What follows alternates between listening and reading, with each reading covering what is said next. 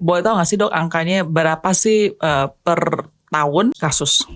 Baik itu suspicions atau mungkin accidents, whatever it is. Kalau itu sekarang banyak mengalami penurunan. Grace, waktu saya jadi sekolah forensik itu tahun 86, saya lulus dokter 86. Saya sekolah forensik 1 tahun tuh 4.000 kasus 4.000, di Jakarta doang. Oke. 4.000. Dari 4.000 ya pembunuhan ya kira-kira mungkin sekitar 300-an. Oke. Sekarang? Yang sebanyaknya separuhnya itu kecelakaan.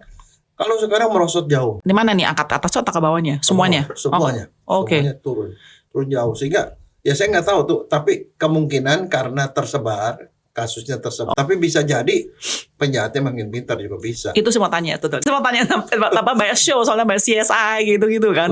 Loh iya. Kan dokter tahu CSI kan? Itu seperti pisau bermata dua. Okay. Saya pengen tanya ya dok. Dokter nonton CSI dulu nggak? Nonton. Sering. Oke. Menurut dokter, apa yang nonton sama CSI itu ekspektasi sama realitas berapa jauh sih atau benar-benar itu memang exactly like that? Kalau CSI itu sebenarnya bidang yang rada-rada mungkin sama apa enggak, tapi begini, CSI itu soal forensic science, sedangkan yang tadi kita ngomong forensic medicine. Okay. Jadi begini loh,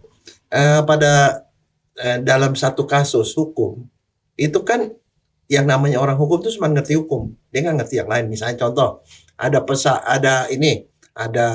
jembatan layang ambruk, orang ketiban di bawah, terus kemudian meninggal. Kan untuk menentukan yang jelas korbannya dikirim ke dokter yang meriksa itu dokter forensik untuk tahu matinya kenapa.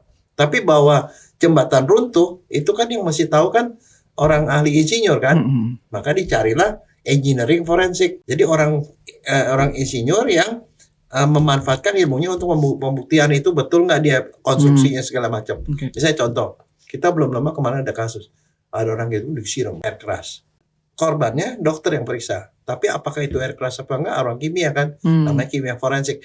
Jadi ada beberapa ilmu di luar hukum yang membantu orang hukum untuk menegakkan keadilan.